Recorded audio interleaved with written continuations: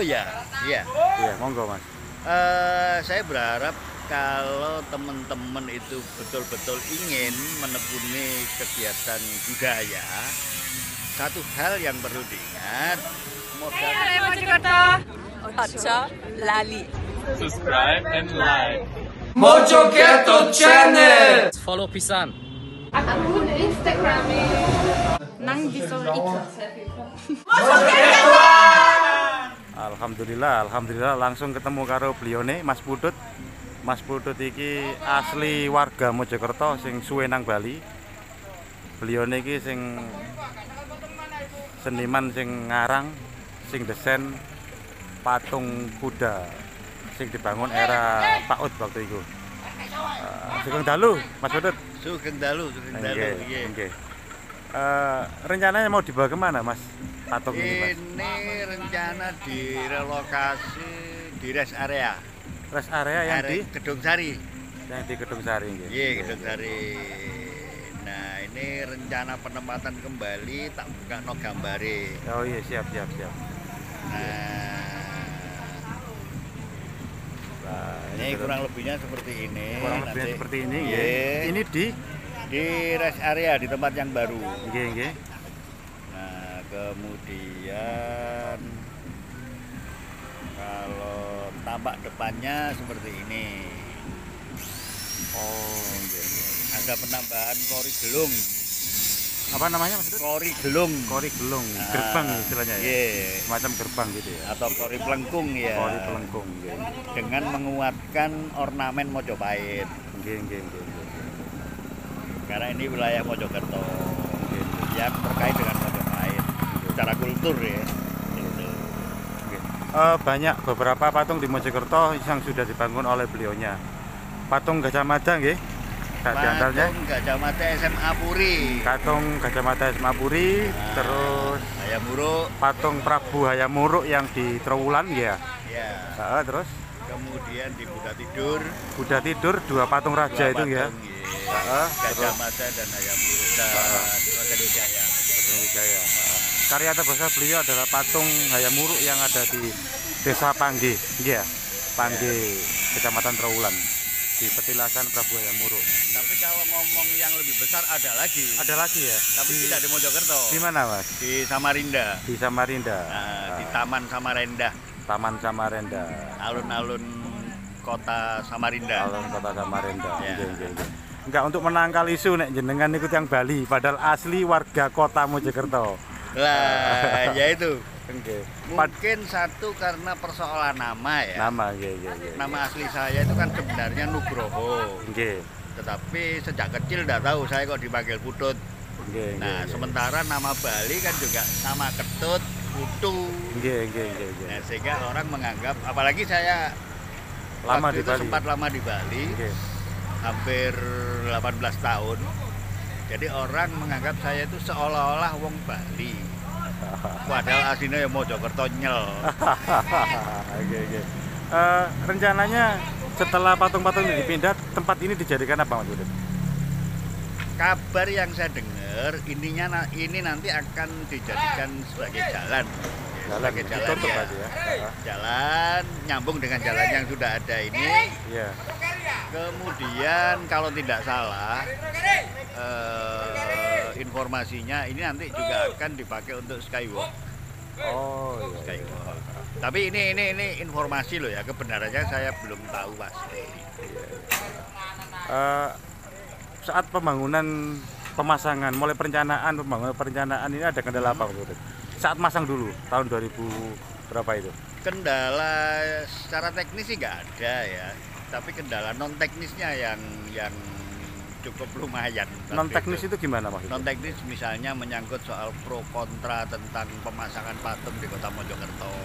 Oh, Gitu. waktu itu Ya. isu-isu iya semacam itulah. Iya. Tapi soal teknisnya nggak ada masalah.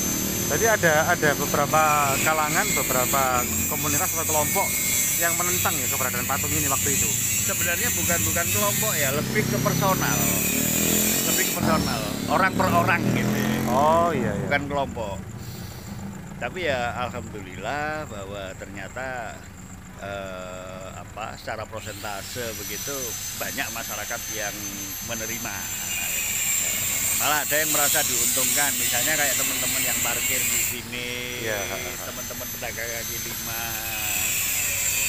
Dan yang saya tahu sendiri pada saat pemasangan dan pada saat setelah selesai pemasangan, saya akan mencoba memantau bagaimana respon masyarakat. Ternyata ini patung ini juga menjadi daya tarik bagi masyarakat luar Mojokerto. Saya ketemu rombongan dari Lamongan, dari Sidoarjo, dari Gresik, bahkan yang lucu sekaligus terenyuh gitu ya. Ini ada ibu-ibu dengan anak-anaknya nyarter kereta api dari Sidoarjo ke Mojokerto hanya pengen lihat patung kuda saat gitu. itu. Iya. Waktu awal-awal masalah dulu. Awal-awal selesai. Iya.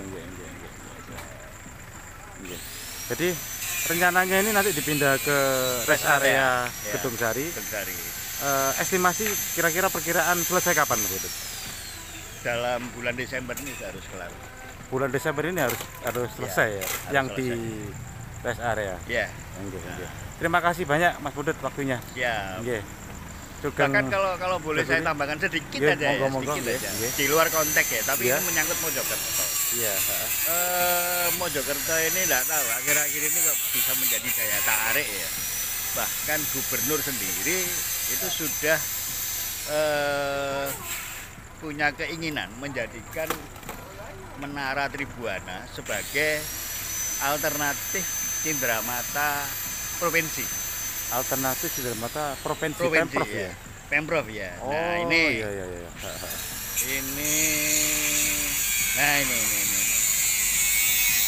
Ini bentuk cindramata.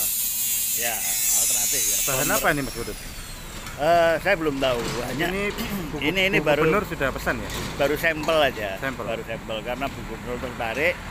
Saya diminta untuk membuat sampelnya. Nah, saya bikin sampel. Nah, ini menara yang ada di Mekarsari. Menara Mahkota Tribuana ya. Tunggal Dewi. Ya, ini pemerintah Provinsi Jawa Timur Menara Tribuana. Dan ini ada deskripsinya, di balik sini ada deskripsinya.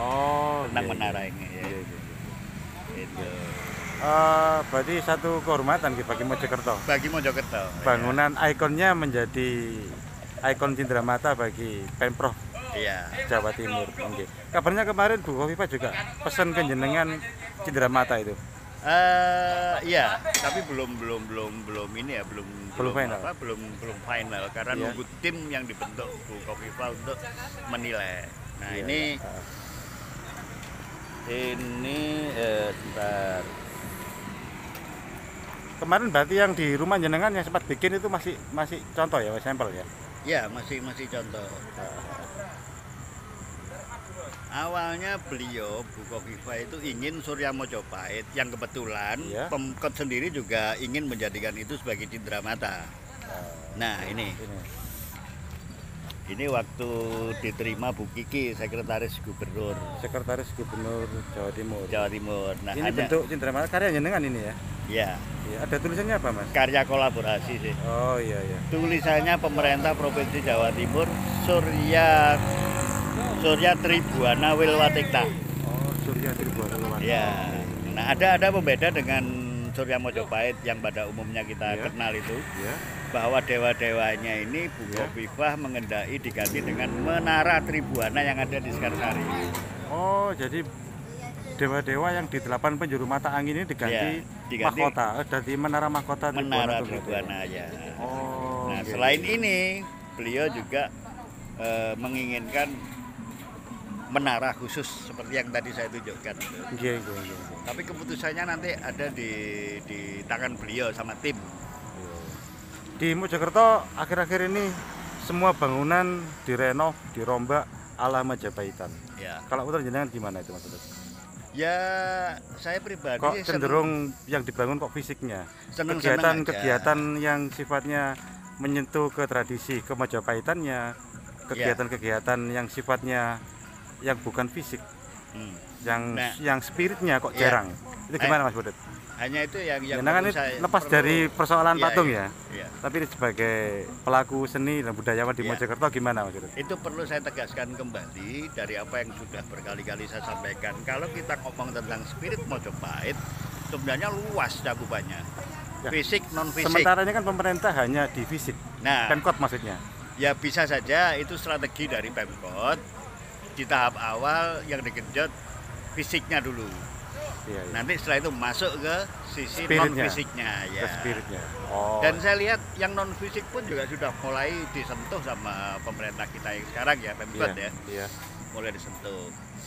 Misalnya mengaktifkan atau memberi ruang lebih banyak pada kegiatan-kegiatan tari misalnya yang bernuansakan Mojopahit atau yang tidak terpisahkan dengan dan Mojopahit. Seperti tahun-tahun kemarin, tari pun seremonial hanya 1 hari. Kenapa kok nggak membuat semacam sanggar-sanggar di desa? Itu kan sebagai gerak seni yang sifatnya lumintu.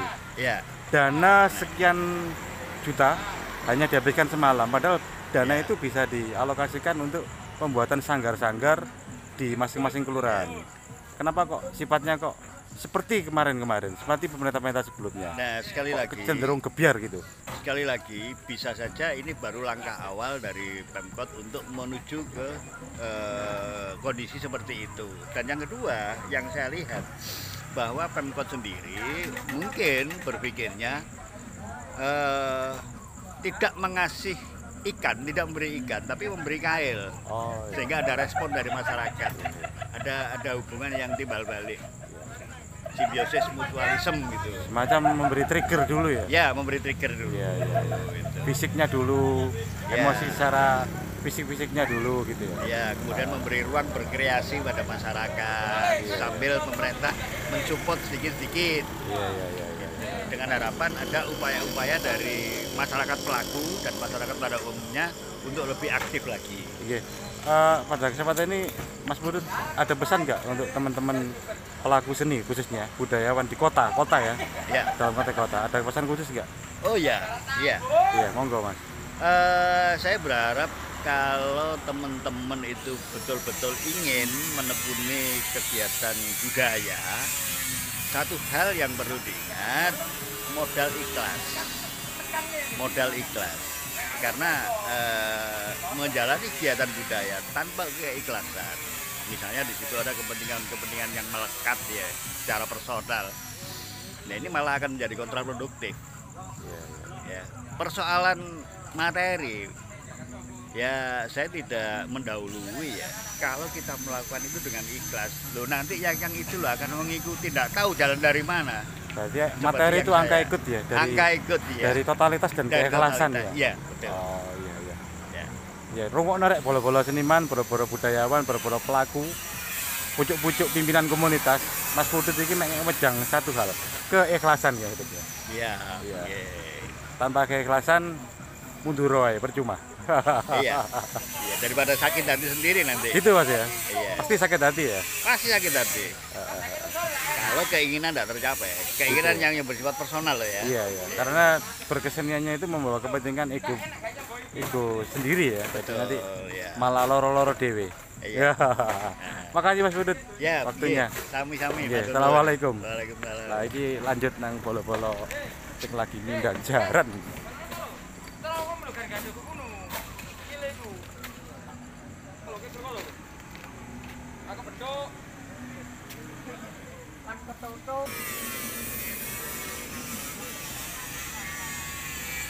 Wow, tambah bengi.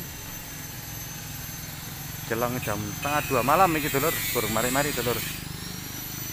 Semoga selamat, gak ono halangan apa-apa lancar.